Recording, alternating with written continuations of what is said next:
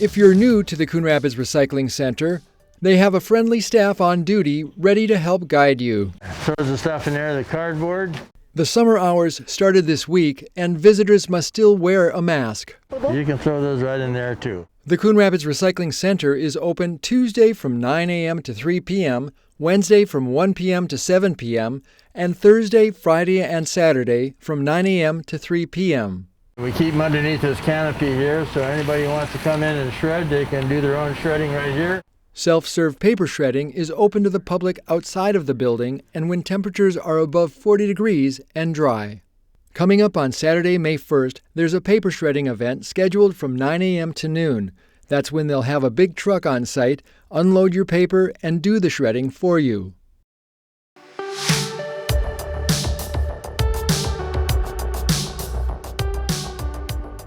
Here's your City Council recap for Wednesday, April 7th. Part of the East Water Treatment Plant is about to get a facelift. On Tuesday night, the City Council awarded a $675,000 contract for the East Reservoir Rehabilitation Project. It involves the draining, cleaning, repairing, and repainting of the 5.5 million gallon ground reservoir, which was constructed back in 1967. Miscellaneous structural repairs will also be made. Work is expected to begin in late July and be finished by October 1st. The City Council has made a change to the liquor ordinance, which could bring another grocery store to town. The ordinance adopted this week changes the definition of a Class B off-sale liquor license to include grocery stores that are at least 25,000 square feet. Previously, the code only allowed that option to retail businesses, and they had to be at least 50,000 square feet.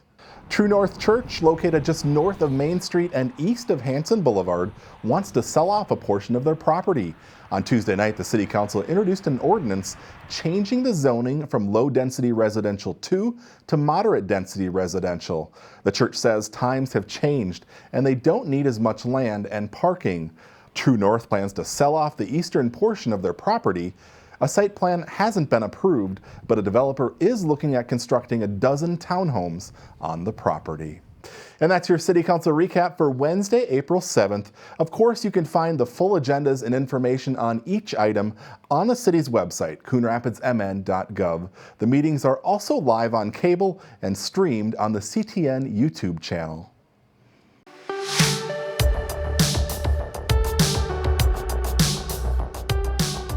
What's going to come together is just tremendous.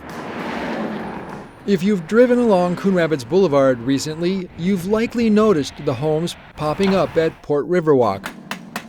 The builder, Coon Rapids-based Centra Homes, is building out the largest subdivision the city has seen in years. Here in Port Riverwalk, we have 3 different models. Centra Homes CFO David Patberg shared his company's vision for the neighborhood, which will be built out over the course of a few years. It really was a partnership with what the city wanted to be able to be built, us looking at what the buyers in the market might want to see, and having those two things come together to really have something that we see today with houses coming out of the ground.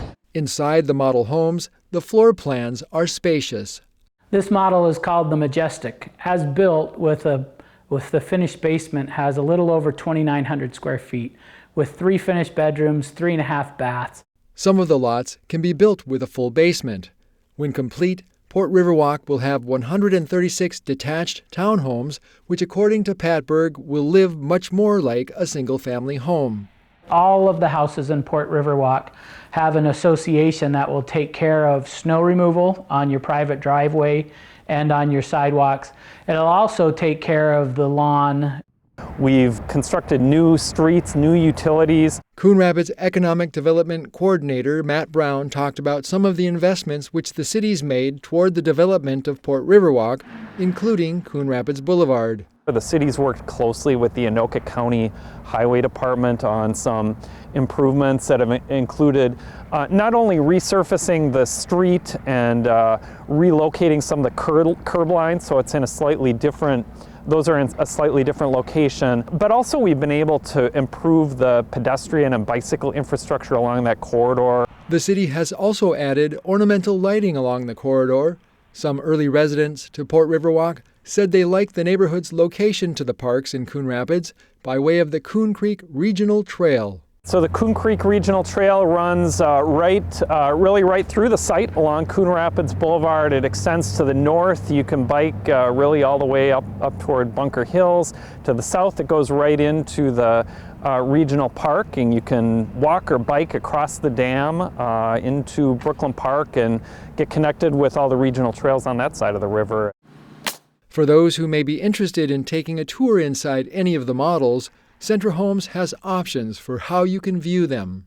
Now they can show up here and walk the house with you, but if you have concerns, we can let you in remotely and they can show you around, explain to you what's going on and the features of the house. Right now, the city's approved 3 different final plats for the project. The 3rd edition will include 15 of the row-style court homes. And so this summer we'll do a little bit more street work, bring on another group of lots that are those court home lots and be able to continue to build on it. Centra Homes has at least one more phase of homes they plan to start next year.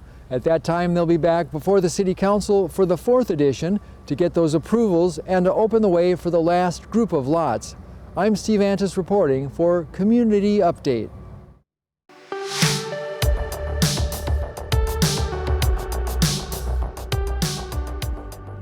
April is here, and that means Earth Week and Arbor Day aren't too far off.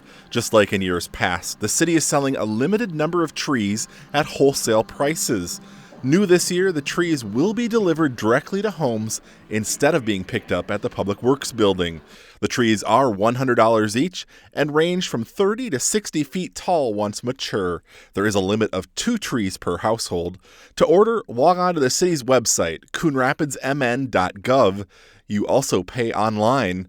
Trees will be delivered to homes the week of May 3rd and placed in a shady area. The tree sale continues through April 23rd or until the trees are sold out.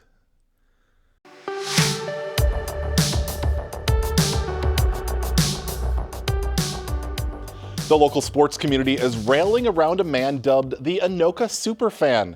Jeff Nelson suffered a heart attack on March 12th that required minor surgery and a hospital stay. He's now on the road to recovery.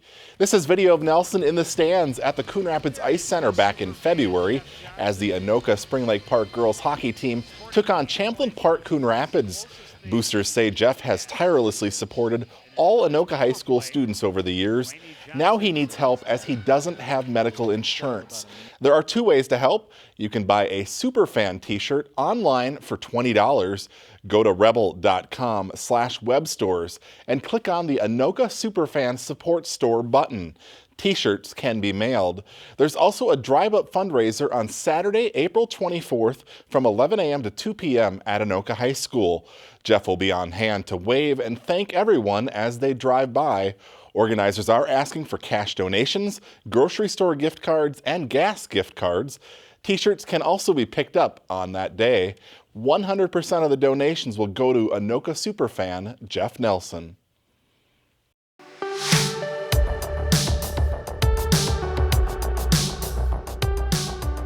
We spoke with 500 randomly selected residents in the Anoka-Hennepin School District. Those results of 500 sample are projectable to within plus or minus 4.5% in 95 out of 100 cases. The 2021 residential survey presented to the school board Monday night was conducted over the telephone between February 4th and the 23rd by the Morris Leatherman Company. As for the quality of education, 21% rated it excellent versus 33% in the 2019 study. 66% rated it good. As for what people like most, 24% said the teachers, followed by good programs and a good education. As for the most serious issue facing District 11, 19% said a lack of funding, but a third of those surveyed said nothing or they were unsure. There was also a question about the pandemic. 71% of those surveyed rated the district's handling of COVID-19 as excellent or good. Breaking out just parents, those numbers were even higher. The primary concern is going to be, and it's going to be for districts across, is understanding what the long-term effect of the last year has been on students and the overall quality of education, the achievement gap, and all of those sorts of aspects. The survey also asked about property taxes. 25% were for all tax increases. The same number were against, with about half saying they were persuadable. As for how much people are willing to pay, about half said between $5 and $10 more a month.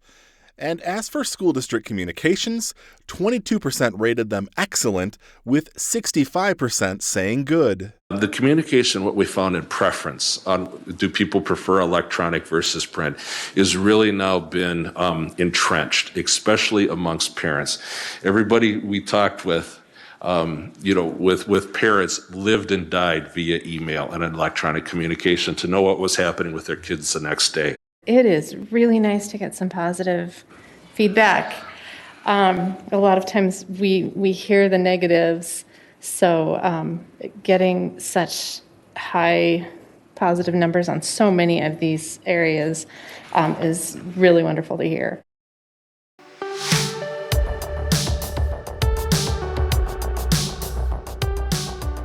Thank you very much. Have a good rest of your day. Cars lined up early to donate food and money at the Coon Rapids Civic Center on Monday. Oh my gosh, all right, perfect. Volunteers from the Coon Rapids Police Department teamed up with the Senior Center for the second drive-by food drive in 6 months. It's great to interact with our citizens that bring food in for those that are less fortunate or anybody that during these COVID times just needs a little extra help. The food and money collected will go to the Anoka County Brotherhood Council, better known as the ACBC Food Shelf. Thank you. The generosity of the community quickly filled the van. So less than an hour into this event, we filled the van that they provided, and now we're filling our personal vehicles to bring it all over to ACBC. So yeah, we're doing overflow generosity from the city of Coon Rapids. The March Food Share campaign runs through April 11th this year, which helps bring in additional money and donations to the food shelves in the state, like ACBC. For more information, go to their website, acbcfoodshelf.com. I'm Steve Antis reporting for Community Update.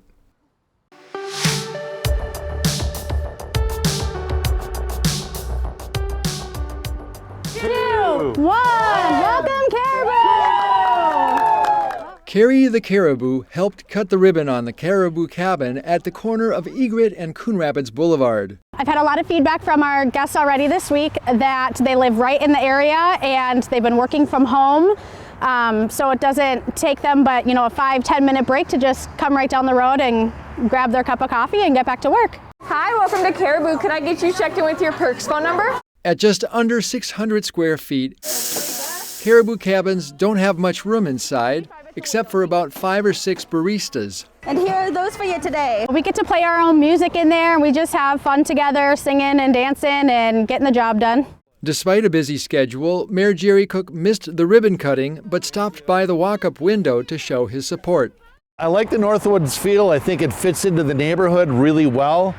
And I really like the fact that, the dam is like the #1 visitor area around. So to have this right on the way in there is very nice. You have a nice day now. We're just so excited to be here, and we're so excited that we are finally open after a long, few weeks and months of hiring and training.